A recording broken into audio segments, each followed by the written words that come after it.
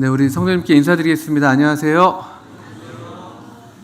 네, 반갑습니다. 아주 그 좋은 계절에 또 우리 성도님들 뵙고 인사를 드리게 됩니다. 아침에 이렇게 교회 오시는 길에 적어도 그때만이라도 보셨겠습니다만 봄꽃들이 한창입니다. 좀 보셨죠?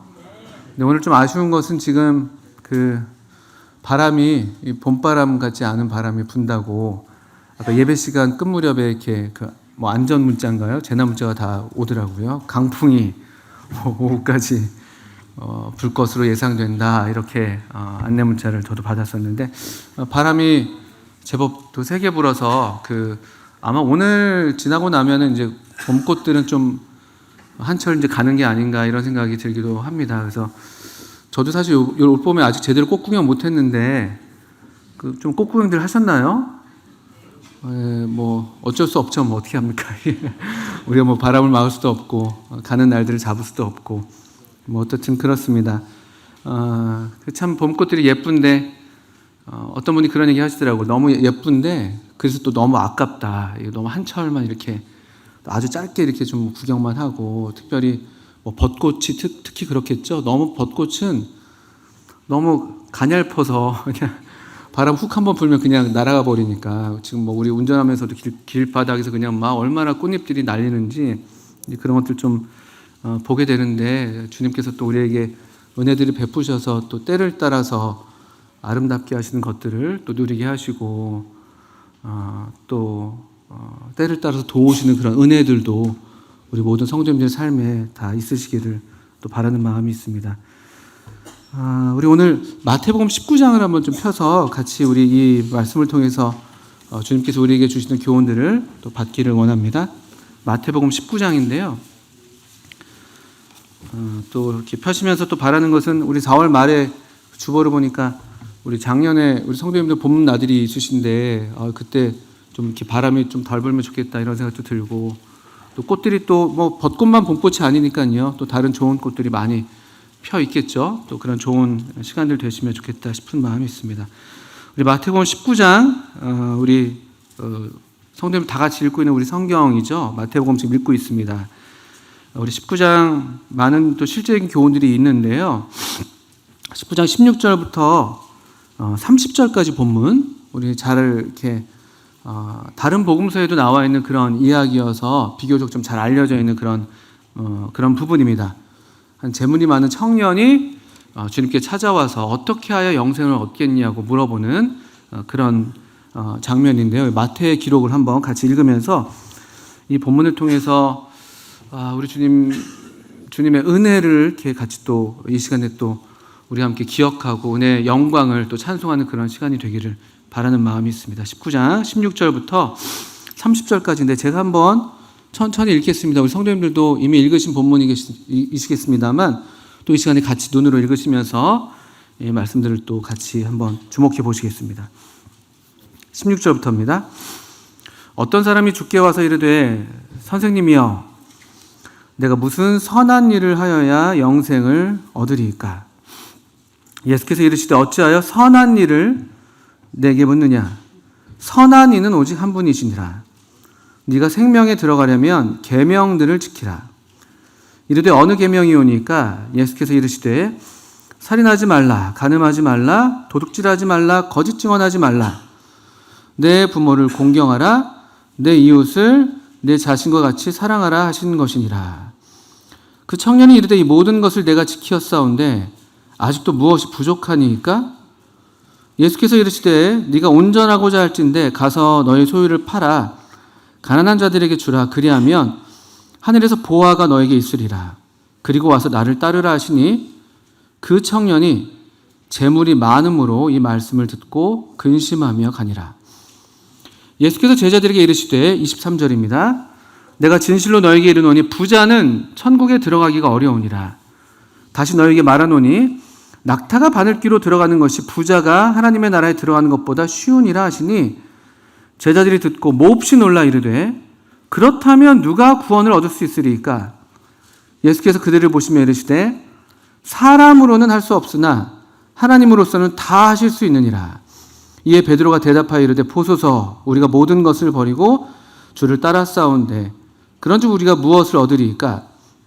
예수께서 이르시되 내가 진실로 너에게 이르노니 세상이 새롭게 되어 인자가 자기 영광의 보좌에 앉을 때에 나를 따르는 너희도 12 보좌에 앉아 이스라엘 12지파를 심판하리라. 또 내 이름을 위하여 집이나 형제나 자매나 부모나 자식이나 전토를 벌인 자마다 여러 배를 받고 또 영생을 상속하리라. 그러나 먼저 된 자로서 나중되고 나중된 자로서 먼저 될 자가 많으니라. 30절까지 읽었습니다. 지금 우리가 읽은 본문은 이 안에서 다시 좀 이렇게 두 단락으로 나뉘어질 수가 있겠습니다. 16절부터 22절까지의 본문은 어떤 청년과 예수님과의 대화, 그리고 23절부터 30절까지는 청년이 떠나고 난 다음에 남아있는 제자들, 그리고 특별히 제자들을 대표한 베드로와 주님과의 대화, 이렇게 이어지고 있습니다. 그리고 이 대화는 사실은 20장 16절까지도 이 포도원 품꾼들에 대한 비유에서도 이어지는 그런 대화가 됩니다. 언뜻 보면은 이제 여기 나오는 이제 인물들, 재물이 많은 청년이 그렇고, 또 그리고 여기 제자들이나 베드로도 그렇고, 약간 좀 주님께서 이제 부정적인 이들의 어떤 생각이나 또 어떤 이해가 좀 잘못되어 있다는 그런 인식을 가지시고 그것들을 바로잡는 것처럼 보이는 그런 단락들입니다. 그래서 우리는 보통 이런 말씀들을 읽을 때, 뭔가 이 성경에서 또 우리 주님께서 부정적으로 보시는, 또 주님께서 어떤 이렇게 교훈하시고 책망하시는 어떤 인물들이 등장할 때, 우리도 마치 예수님인 것처럼 좀 그분들에 대해서 좀 이렇게, 좀 부정적으로 생각하는 경우들이 많은 것 같습니다. 이 부자 청년에 대해서 우리가 쉽게 단죄할 수 있어요. 또 주님도 그런 교훈을 주셨죠. 그가 뭔가 잘못된 생각을 갖고 있는 것처럼 보여서 주님이 생각을 바로잡고 계시는데, 근데 제가 가만 보면 이 청년 대단히 훌륭한 청년인 것을 볼 수가 있습니다. 그렇지 않습니까? 어떤 면에서 그럴까요? 이 청년, 한번 우리 읽은 본문을 보시면 16절을 다시 보시면 이 청년은 영생에 대해서 아주 관심이 있었던 청년입니다. 영생. 또 가만 보면 왜 영생에 대해서 관심이 이렇게 있을까? 언뜻 봐서는 꼭 그러지 않아도 될 것 같은데, 왜냐하면 지금 보신 것처럼 22절에 보면은 청년인데 어떤 사람이라고 16절에 되어 있고요. 22절에도, 근데 22절에 이 사람을 가지고 청년이라고 부르고 있습니다. 내가 젊었습니다. 젊음을 소유하고 있습니다. 젊음을. 아주 부럽습니다. 그렇지 않습니까? 어떤 철학자가 그런 얘기를 하더라고요. 젊음은 젊은이들에게 주기에 너무나 아깝다. 얼마나 좋은지 모르고 이렇게 낭비하고 있으니까 너무 아깝잖아요. 저도 이제 그런 말이 옛날에는 제가 좀 반발했었습니다. 그러니까 젊음이지. 그걸 알면 젊음인가? 뭐 이런 생각도 했었는데, 점점 더 그분의 말에 공감이 많이 갑니다. 이 청년이 젊음을 소유하고 있습니다. 그리고 또 22절을 우리 보신 것처럼 청년에다가 또 소유하고 있는 게 있어요. 뭐가 있습니까? 재물도 많습니다. 재물도. 너무 부럽습니다. 어떻게 이렇게 젊은데 재물이 많았을까? 금수저쯤 되는 건가, 오늘날로 말하면. 또 게다가 보면은 18절 이후에 보면은 주님께서 계명들을 지키라고, 이제 네가 영생에 들어가려면, 생명에 들어가려면 계명들을 지켜라고 얘기했더니만 18절 이후에 보시면 20절에 그 청년이 그 주님의 요청에 대해서 이렇게 대답합니다. 이 모든 것을 내가 지켰습니다. 와. 그러니까 우리 보통 요즘에 돈 많은, 그냥 이렇게 좀 버르장머리 없는 잘못 배운 그런 종류의 청년이 아닌 거예요. 지금 보면요. 좀 재물도 많고 젊은데 게다가 좀 도덕적으로도 잘 이렇게 배운, 이런 사람이 정말 있을까 싶을 정도의, 얼굴도 아마 좀 잘생겼을 것 같은 그런 느낌이 그냥 드는 거죠. 뭔가 외모도 좋았을 것 같은 그런 느낌이 드는, 뭔가 다 가진 것 같은 그런 사람처럼 보입니다. 그런데도 불구하고 이 청년이 영생에 대해서 관심을 갖고 있다는 것, 또 그의 어떤 이제까지의 젊다고 하지만 어쨌든 이 그렇게 또 짧지 않은 삶을 살아오면서도 대단히 도덕적으로, 또 다른 이 공간복음 마가복음을 보면은 이런 어떤 계명을 지키고 도덕적으로 변화된 게 최근의 일이 아니라 나는 어려서부터 지켜왔습니다. 이렇게 얘기하고 있거든요. 그리고 또 그 직업적으로도 관원이라고 사실 또 불리고 있습니다. 사회적으로도 지위가 이미 벌써 있고, 경제적으로도 그렇고, 또 자신의 어떤 도덕적인 삶에서도 그렇고, 그런 사람인데도 불구하고 영생을 얻고자 해서 예수님을 찾아왔다는 것만으로도 저는 칭찬할 만하다고 생각합니다. 그리고 예수님도 마가복음을 보면 이 청년을 보시면서 이 청년의 어떤 고민하는 모습, 그 모습을 보면서 이 청년이 사랑스러워 보였다, 이렇게 말씀하시기도 해요.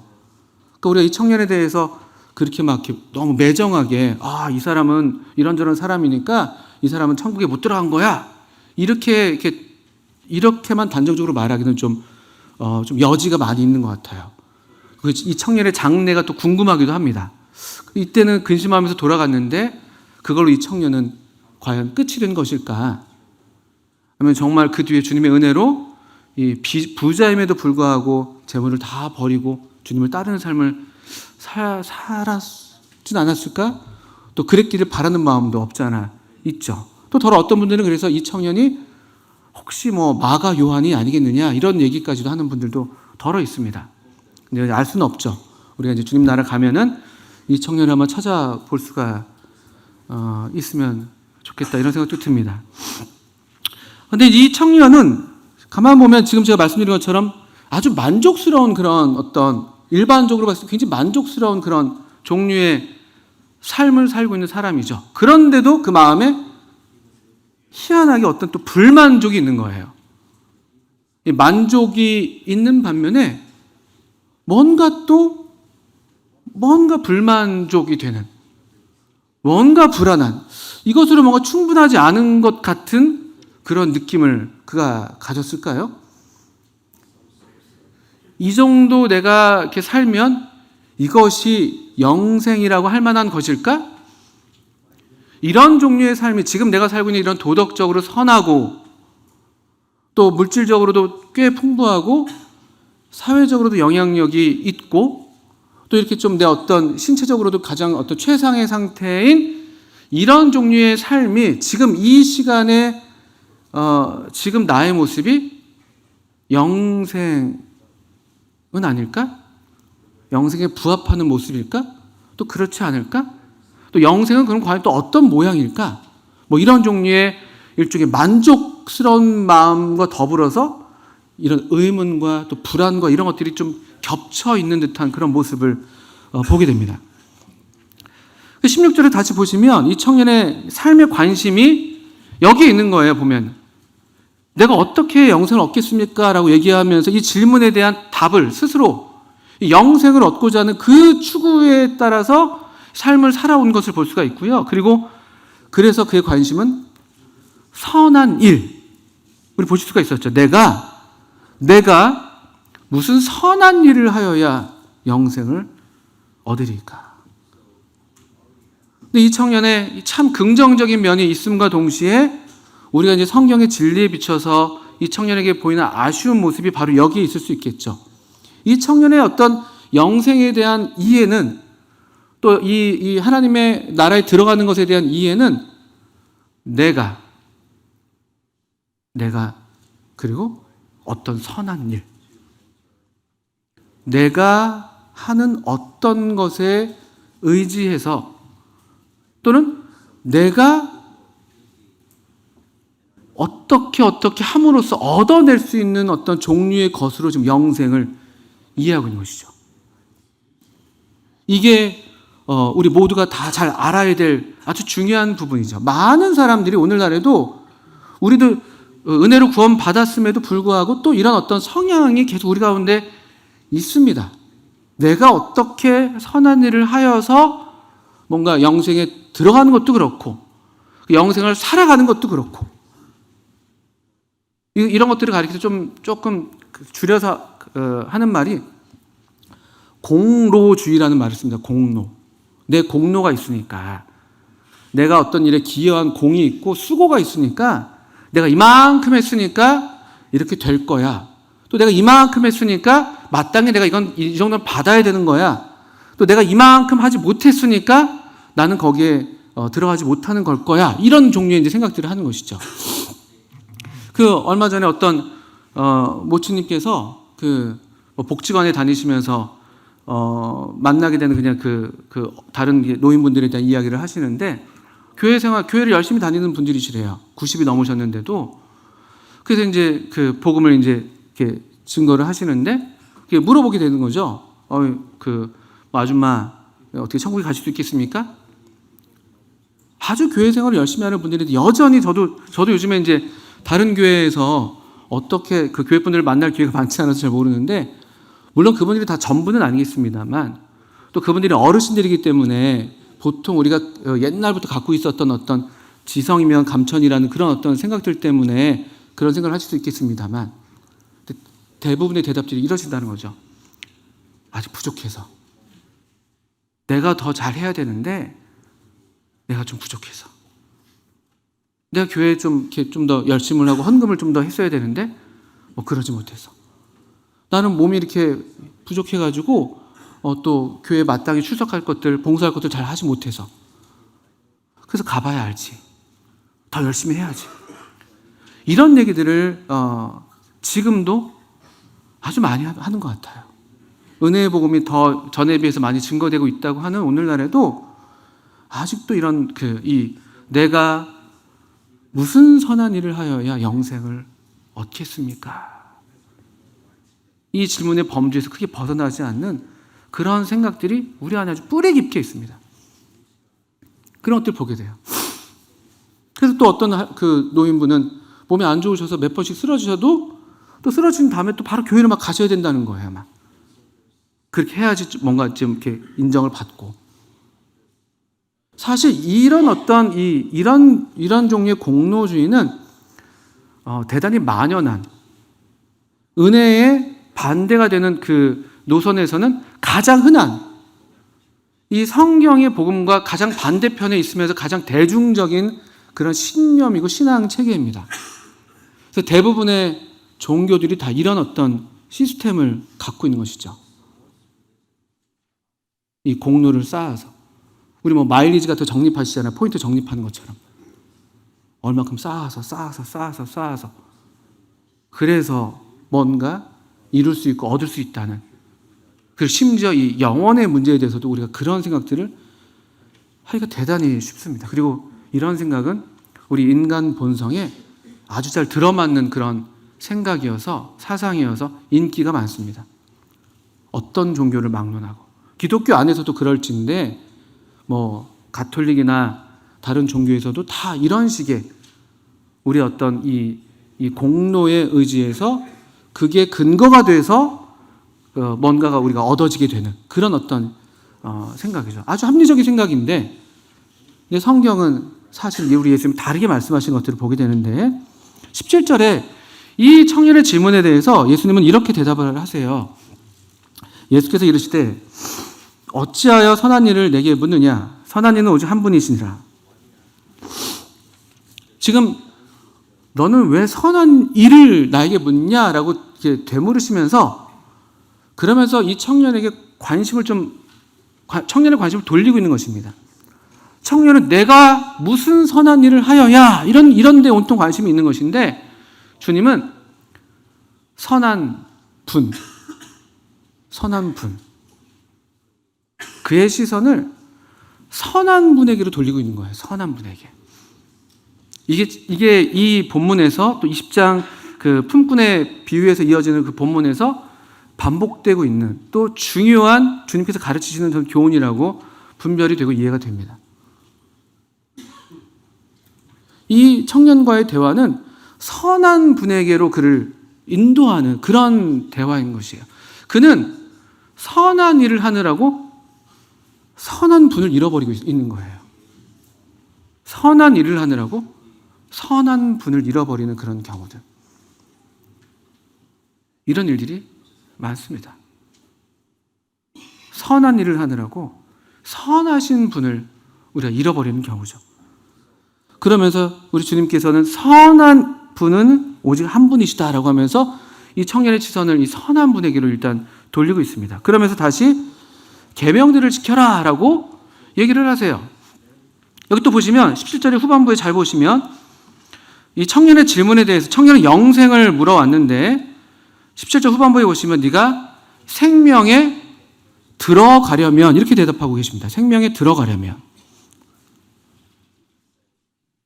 그러니까 이 영생이라는 것, 하나님 나라에 적합한, 또는 여기 28절에 나오는 것처럼 세상이 새롭게 될 때 우리가 그 새로운 세상에서 살게 될 그런 생명이라는 것은 지금 우리가 살고 있는 우리가 살아가는 이 생명과 질이 달라야 되는 거예요. 왜냐하면 여기 생명에 들어가려면이라고 17절에 얘기하고 있는데 그것은 어떤 새로운 시작을 얘기하는 것이죠. 새로운 종류의 지금 우리의 이 생명과 다른 종류의 다른 질의 생명으로 시작되는 거예요. 그 어떤 도입이 있는 것입니다. 근데 많은 경우에 이 청년도 아마 그런 이유에서 주님의 말씀을 이 시점엔 따르지 못했던 것으로 보이는데 많은 경우에 우리가 영생을 얘기하면서 하나님 나라를 얘기하면서 천국을 얘기하면서 또 온전하게 되는 걸 얘기할 때 우리는 보통 여기 우리 수준에서의 그 어떤 온전함, 여기 우리 수준에서 내가 천국이라고 생각하는 어떤 것에 그것이 계속 지속되기를 바라는 그런 성향과 그런 오해가 있는 것 같은 것이죠. 무슨 말인가 하면 천국은 제가 지금 만약에 건강하다면 천국은 지금 이 건강한 내 상태가 그대로 지속되어야 돼. 내가 지금 돈이 많다면 천국은, 영생은 지금 내가 이 돈이 많은 상태가 계속 지속되어야 되는 상태여야 돼. 이런 이치죠. 물론 저는 그런 소원은 하나도 갖고 있지 않습니다. 저는 지금 현재 제 모습이 그렇지 않기 때문에 이게 지속되기를 바라지 않습니다. 여기 영생은 17절에서 생명에 들어가려면이라는 말로 바뀌어서 표현되고 있습니다. 이 영생에 대한 다양한 표현들이 본문에 많이 나와요. 생명에 들어가려면. 그리고 계명들을 지키라고 말씀하시는데 정말 이 계명을 지킬 수 있으면 그럼 영생에 들어가는 것인가? 사실 이 주님의 말씀은 일종의 그 수사적인 어떤 그 말하기 방식인 것이죠. 그가 의지하고 있는 것, 그가 자신이 온전하고 지금 이 상태로 나는 영생이 들어가면 좋겠어. 나는 지금 이 상태로 하나님 나라가 이어지면 좋겠어라는 그 생각이 잘못된 것인 것을 이제 드러내기 위해서 이 계명의 말씀을 하시는 것으로 보입니다. 그 사실은 영생에 들어가려면 계명을 지켜야 영생에 들어가는 것이 아니라 거꾸로 영생에 들어갈 수 있는 그 생명을 얻게 되면 그 계명을 지키게 되는 것이죠.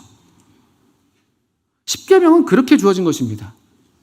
이 유대인들이 애써서 지켜왔던 이 십계명, 이 하나님의 율법을 지키면 온전하게 되기 때문에 지키는 것이 아니라 그들이 이미 하나님의 백성이기 때문에 그 출애굽기 19장에서 하나님께서 그를 날개로 업어서 내 친백성이 되게 하셨다라고 말씀하시면서 그러면서 그들과 언약을 맺으시면서 너희가 나의 백성이고 내가 너희들의 하나님이다 라는 언약을 맺으신 다음에 그리고 20장에서 이 계명을 주시는 것이거든요.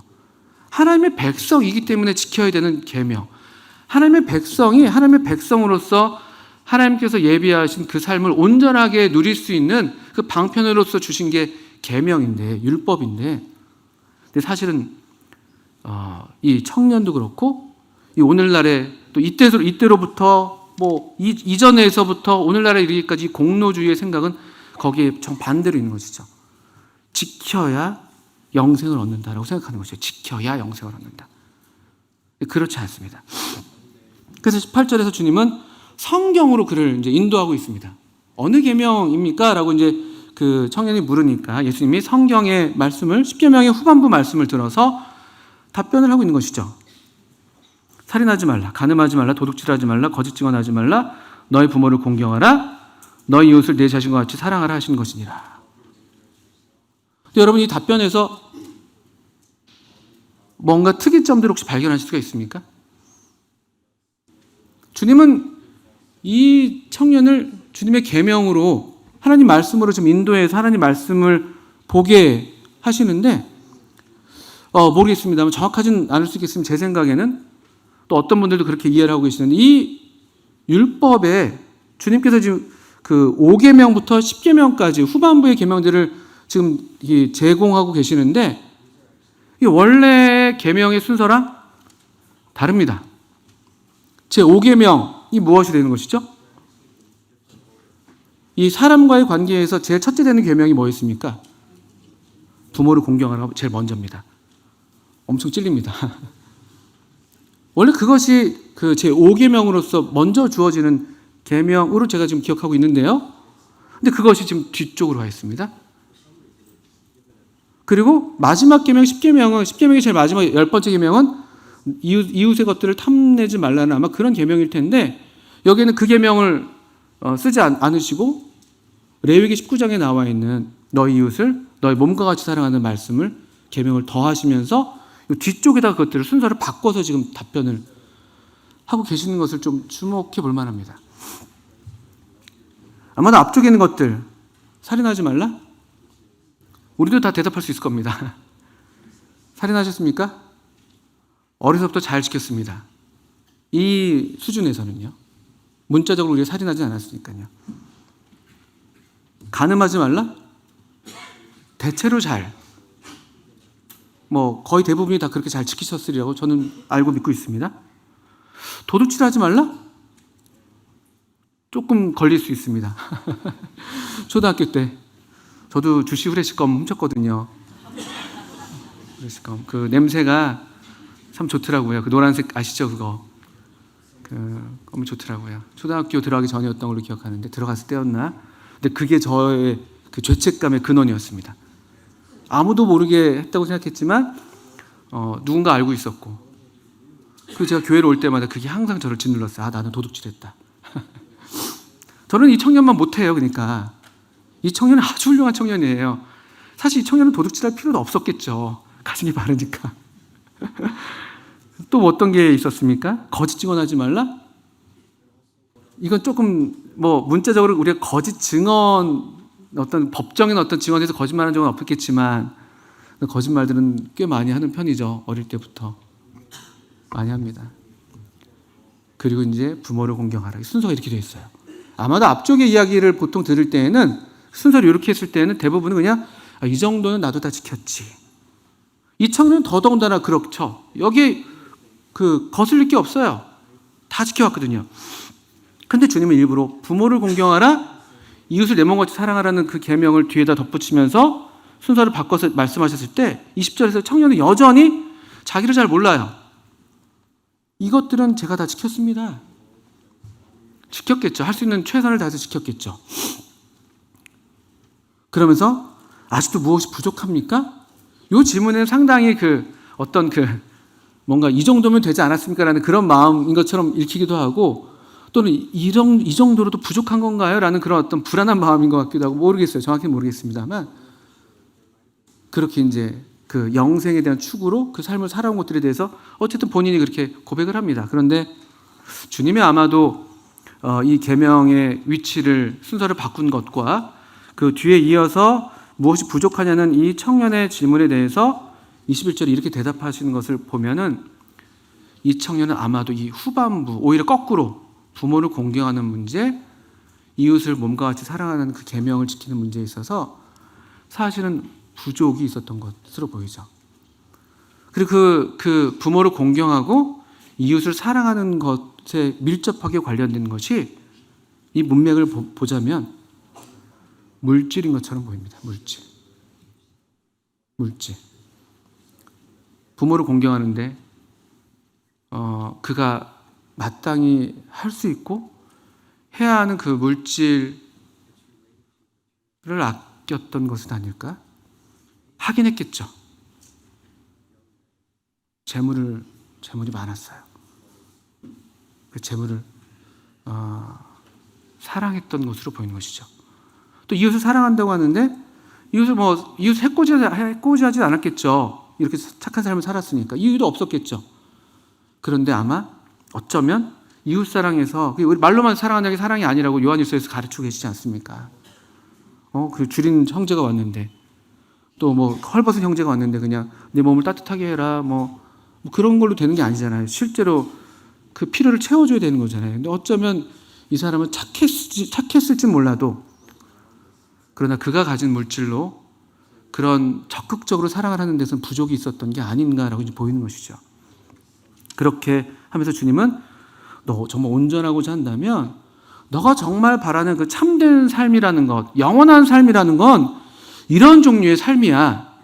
그것은 뭐냐면은 이 현재의 상태가 그냥 지속되는 게 아니라, 나 지금 부자니까 계속 부자 되는 거, 나 지금 잘 살고 있으니까 계속 잘 사는 거, 이게 아니라 세상이 새롭게 되는 때가 있어. 인자가 28절의 말씀입니다. 인자가 자기 영광의 보좌에 앉을 때가 있어. 그 겸손하신 분께서 그래서 사람이 되어 이 땅에 오셔서 이 땅에서 사시고 죽으신, 사실 아무도 인간적으로 볼 땐 따를 만한 분이 아니에요. 돈이 있습니까? 뭐 사회적 지위가 있습니까? 뭐 지위가 좀 있을 수는 있겠죠. 명예 뭐 그런 칭송받는 랍비로서 좀 사람들이 좋아했을 수는 있겠지만 그렇게 따를 만한 분이 아니에요. 그럼에도 불구하고 그렇게 삶을 사시고 그리고 죽으시고 부활하신 이 인자, 그 인자가 마침내 그 영광스러운 몸으로 영광의 보좌에 앉으시는 그 때가 온다는 거예요. 그 세상이 새롭게 되는 때입니다. 세상이 새롭게 되는 때. 이 새롭게 된다는 게 거듭난다는 단어입니다. 거듭난다. 디도서 3장 5절에 사용된 중생의 씻음과 성령이 새롭게 하심이라고 할 때 그 중생, 세상이 거듭나요. 이 영생은 그런 종류, 그 거듭난 세상에 부합한 삶인 것이고, 그런 생명이 시작되어야 되는 것이고, 그게 주님의 말씀에 따르면 그게 온전한 것이 되는 것입니다. 그게 그 나라가 천국이 되는 것이고, 그 나라가 또 하나님 나라가 되는 것이고, 그것이 구원입니다. 이 본문에서 이 영생, 생명, 천국, 온전하게 된다, 구원, 하나님 나라, 얼마나 이게 다양하게 사용되는지 여러분 주목해 보시면 합니다. 온전한 삶은, 영생의 삶은 그렇다면 무엇이냐? 자기 물질로부터 이 선하신 하나님께 내 어떤 그 시선, 또 내 관심을 가로막는 그 어떤 것들도 다 뒤로 할 수 있는 것, 재물이든,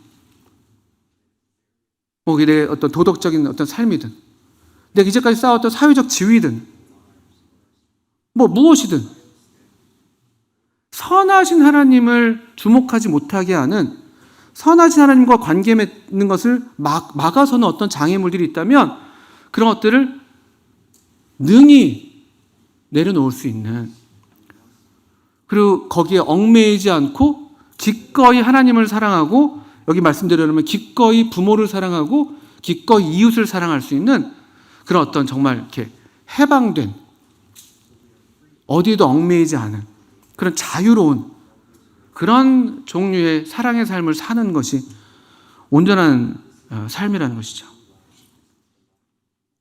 주님은 이렇게 이 청년에게 이런 말씀을 이렇게 답변하시면서 선하신 하나님께로 그 시선을 이끌고 있는 것으로 보이는 것입니다.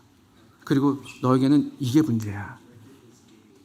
네가 선하신 하나님을 바라보지 못하고 그분을 의지하지 못하고 또 그분께 온전히 너의 삶을 의탁하지 못하는 이유는 너에게 그 재물이 문제야. 이걸 좀 일깨우시는 것이죠. 물론 그렇다고 모든 재물이 다 그런 건 아닙니다. 그리고 여기 부자들이 부정적인 말씀을 하시니까, 부자는 그럼 하나님 나라에 들어가기가 어렵다고 하시니까 부자는 나쁜 거구나. 그렇지 않습니다. 재물이 됐든 뭐가 됐든 간에 우리가 하나님 나라에 들어가는 것을 막는, 선하신 하나님을 의지하는 것을 막는, 그래서 선하신 하나님 대신에 내가 무엇을 하여야, 내가 무엇을 가져야, 선하신 하나님 대신에 내 공로를 의지하게 하는 그 어떤 것들은 다 하나님 나라에 적합하지 않다는 것이에요. 그런 것들을 가지고 있다면 우리가 다 그것들을 내려놓고 그걸 다 이렇게 풀어헤치고 그리고 예수님을 따라야 된다는 것이죠. 예수님. 가진 건 없어 보이시는, 아직 그분의 나라가 도래하지 않았기 때문에 아직은 별 볼로 없어 보이지만 그러나 기꺼이 그분을 따를 수 있는 그런 자유로운 심령으로 그분을 따르는, 이게 오늘날 제가 이 본문을 읽으면서 제가 받게 되는 교훈이 되고, 제 스스로의 모습을 봐도 제가 그렇더라고요. 제가 갖고 있는 영생에 대한 개념, 이 다가올 세상에 대한 개념이 성경의 이 설명과는 좀 미치지 못하는 게 많아 보이더라고요. 세상이 새롭게 된다고 그러더라고요. 세상이 새롭게 된다. 이 세상이 전부가 아니라는 것이, 보이는 이 세상이 전부가 아닌데, 이 세상은 얼마나 일시적이고 얼마나 신속히 지나가고 얼마나 지속되지 않는 것들이에요.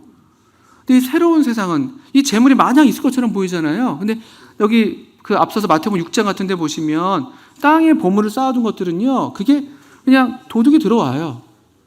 녹이 슬고 영원하지가 않은 것이에요. 영원하지가 않은 것입니다. 근데 그럼에도 불구하고 내가 갖고 있는 이 하나님 나라에 대한 이 소망, 내가 갖고 있는 천국에 대한 소망은 얼마나 여기에 비하면 미치지 못하는가. 나는 그냥 지금 내 좋은 모습이 있다면 그게 계속 유지되기를 바라는, 그게 꼭 나쁜 건 아니지만 또 그 이상으로 우리가 더 좋은 것들을 누리겠습니다만, 근데 그래서 오히려 주님을 따르지 못하는, 그래서 오히려 주님을 온전히 따르지 못하는 그런 문제가 제게 있더라고요. 그런 면에서 여기 이 청년과 정반대가 되는 인물이 13절부터 15절에 우리 읽진 않았습니다만 또 바로 앞에 18장에도 나왔었는데요. 어린아이예요, 어린아이. 여기 우리 19장 여기 있으니까 19장 14절 보시면 예수께서 이르시되 어린아이들을 용납하고 내게 오는 것을 금하지 말라. 천국이 이런 사람의 것이니라. 제자들은 이 어린아이들이 주님께 오는 거 꾸짖었거든요. 우리의 이게 본성이거든요. 우리는 어린아이가 되기를 원치 않아요. 어린아이를 싫어합니다. 왜냐하면 우리는 다 항상 내가 무슨 선한 일을 하여야, 우리는 아주 우리 자신이 능력이 있고 아주 우리 자신이 뭔가 할 수 있고 괜찮은 사람인 것처럼 생각하는 것이죠. 그러니까 어린아이는 기본적으로 우리한테는, 우리 인간 본성에는 걸적되는 존재예요. 여러 면에서. 실제로 손도 많이 가고, 또 우리의 어떤 우리 이 자기 만족, 또 교만, 여기에 반대되는 어떤 모양을 보이니까요. 그런데 주님께서 말씀하시잖아요. 천국이 이런 사람의 것이다. 이런 사람의 것. 내가 어떻게 하여야가 아니에요. 내가 무슨 선한 일을 하여 영생을 얻으리까 아니라, 주님, 참 좋으신 주님, 제가 주님께 옵니다. 저를 복 주세요. 여기 물론 어른들이, 그 부모들이 데리고 온 것처럼 보이는데 제 머리에 손을 얹어주시고 제게 복 주세요. 이 선하신 하나님, 선하신 하나님을 그냥 그대로 믿고 신뢰하고 받아들이고, 그래서 기쁨으로 그냥 그분을 따르는 그런 종류의 삶이 어린아이의 삶으로 우리가 이제 생각할 수가 있는 것이죠. 이 대비를 생각해 볼 때. 그리고 마지막으로 여기 23절 이후에도 우리가 읽었었는데, 제자들이 갖고 있었던 또 다른 종류의 이런 이 청년과 유사한 그런 생각이 있는 것이죠. 그러니까 이 모습을 보고 제자들이 놀랐습니다. 왜냐하면 그 당시에 제자들 생각에는 부자는 천국의 1등 백성이거든요. 하나님께서 이미 복 주신 백성이거든요. 그 유대인의 관점에서는. 그 구약의 어떤 신명기 28장 축복의 말씀에 보면은 주님께 순종을 잘하면 물질의 복을 주신다고 약속하셨기 때문에 부자가 되어 있다는 것은 이미 하나님 나라 백성이지라고, 그게 그들의 인식이었는데 주님이 정반대 얘기를 하시니까 크게 놀랐습니다. 25절에 보시면 몹시 놀랐습니다. 근데 흥미로운 거는 여기에서 갑자기 베드로가, 그 전에 먼저 26절을 보시면 누가 구원을 얻을 수 있습니까? 라고 이제, 왜냐하면 이 하나님 나라 1등 백성도 구원을 못 받는다고 하면은 누가 구원을 받을 수 있습니까? 라고 할 때 26절에 이 말씀 아주 중요한 말씀이죠. 사람으로는 할 수 없으되 하나님으로서는 다 하실 수 있다. 하나님이 구원하신다는 거예요. 누구든, 부자든 가난한 자든 높은 자든 낮은 자든 건강한 자든 병든 자든 나이가 많든 적든 누구든 하나님이 구원하십니다. 하나님이. 이거 예수님의 주장이에요. 주장. 이 하나님을 청년도 알고 믿었어야 되고 제자들도 더욱 알고 믿었어야 되는 것이죠. 그러니까 제자들은 이 말씀을 듣고 좀 안심이 됐던 것 같아요. 그러면서 27절에 제자들의 이 마음을 대변해서 역시 우리의 친구 베드로가 이렇게 또 주님께 묻습니다. 보소서 우리가 모든 것을 버리고 주를 따랐사온데 그런즉 우리가 무엇을 얻으리이까? 청년보다 훨씬 잘했죠. 그리고 또 말씀드리지만 우리보다도 훨씬 잘했습니다. 저보다. 베드로는 너무 속물적이야. 이 베드로의 공로에 또 자기 공로를 내세우면서 내가 이만저만 했으니까 보상을 어떻게 주실 겁니까? 이렇게 요구하는 게 참 보기가 안 좋아. 우리가 이렇게 얘기할 수 있겠지만 기본적으로 저보단 나아요. 왜냐하면 모든 것을 버리고 주를 따랐으니까. 그러니까 주님은 그걸 인정하십니다. 그들이 주님을 따르기 위해서 모든 걸 버린 것에 대해서 인정하셔서 약속하세요. 우리 아까 28절에 우리 보신 것처럼 너희도 12보좌에 앉을 것이야. 아주 영광스러운 지금 상급을 약속하시죠. 그리고 12지파를 심판할 거야. 또 여러 배를 받을 것이고 형제든 자매든 또 전토든 뭐든 그리고 영생도 그 영생을 너희들은 상속받을 거야. 영생을 누리게 될 거야. 이어받게 될 거야. 지금 너희들의 삶은 지금 나를 따른 이 삶은 어쩌면 계속 이어질 수 있다는 것이죠. 이런 종류의 삶은요. 현재 우리의 삶이 하나님의 나라의 이 하나님의 이 새로운 세상의 질서에 부합한 것들은 여전히 유효하게 더 온전하게 돼서 이어질 것입니다. 그렇지만 30절에 이런 말씀을 덧붙이고 계세요. 그러나 먼저 된 자로 나중되고 나중된 자로도 먼저 될 수가 있다는 것이죠. 그리고 품꾼의 비유를 20장 이어서 하셨어요. 여러분 잘 아시는 것처럼 아침 6시부터 9시, 11시, 1시, 3시, 5시 매 시간마다 놀라운 건 집주인이 직접 나가서 품꾼을 구합니다. 이 정도 사람이라면 하인 보내도 되잖아요. 아마 이 비유를 들을 때 제자들이 놀랐을 겁니다. 이런 주인은 어디 있어?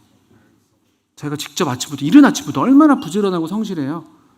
얼마나 그리고 관심이 많아요. 이 품꾼에 대해서. 그래서 정말 일의 필요도 있지만 품꾼의 필요를 생각하는 그런 이 주인을 우리가 볼 수가 있거든요. 그렇잖아요. 그래서 5시가 돼서 우리를 품꾼으로 쓰는 사람이 없습니다 라고 이렇게 얘기를 하니까 너희들도 와서 일하라고. 짧은 시간이지만 그렇게 얘기를 할 정도입니다.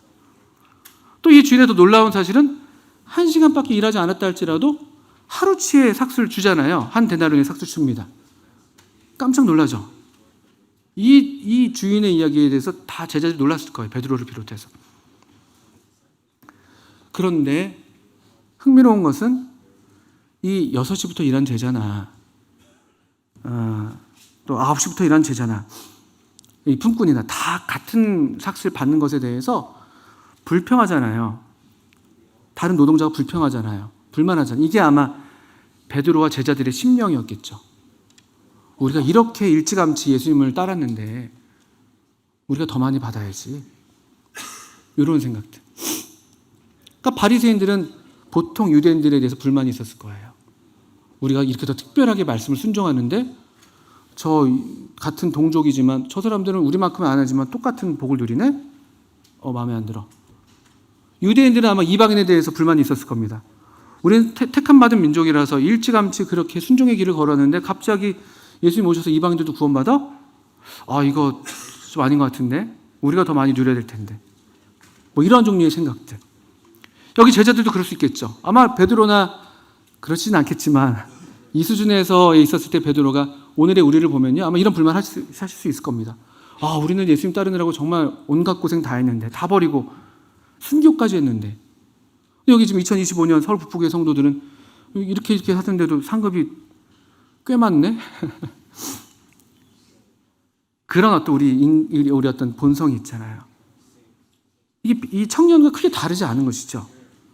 그럴 때 주님이 또 어떻게 이 비유를 들어서 마지막에 말씀하시냐면요. 15절 말씀, 20장 15절 말씀입니다. 20장 15절에 이 포도원 품꾼의 비유를 마치시면서 이렇게 얘기하십니다. 내 것을 가지고 내 뜻대로 할 것이 아니냐. 내가 뭐 하다고요? 선함으로 네가 악하게 보느냐. 이 본문의 핵심은 우리 주님은 선하시다. 우리가 영생을 얻는 것도 우리의 공로가 아니라 하나님의 은혜로, 그분의 선하심 때문에 우리가 구원을, 영생을, 하나님 나라에 들어갈 수 있습니다. 우리가 어떤 계명을 지켜서 우리는 이 청년만도 못하거든요. 또 우리가 주님 안에서 수고하는 이런 수고에 있어서도 이 제자들이 그랬던 것처럼 우리도 얼마간 그들에 비할 건 아니지만 수고하는데, 우리의 수고에 있어서도 하나님의 선하심 때문에 우리가 수고할 수가 있는 거예요. 하나님의 은혜 덕분에. 그래서 사도 바울이 이렇게 얘기합니다. 우리 고린도전서 15장 10절에 사도 바울이 그의 간증을 얘기할 때, 그러나 내가 나된 것은 하나님의 은혜로 된 것이니 내게 주신 그의 은혜가 헛되지 아니하여 내가 모든 사도보다 더 많이 수고하였으나 내가 한 것이 아니 오직 나와 함께 하신 하나님의 은혜다. 사도 바울은 너무나 사도 바울의 말로 정말 마지막 그 하루가 다 맞춰질 때 부름받은 그 품꾼이죠. 만삭되지 못한 자라고 얘기하고 있고, 또 핍박자였고 포행자였고 주님을 핍박하고, 자기는 이 품꾼으로 부름받을 수 없는 사람인 걸 사도 바울이 알았던 거예요. 이 주인이 얼마나 선한지 이 사도 바울도 불러내시는 거라고요.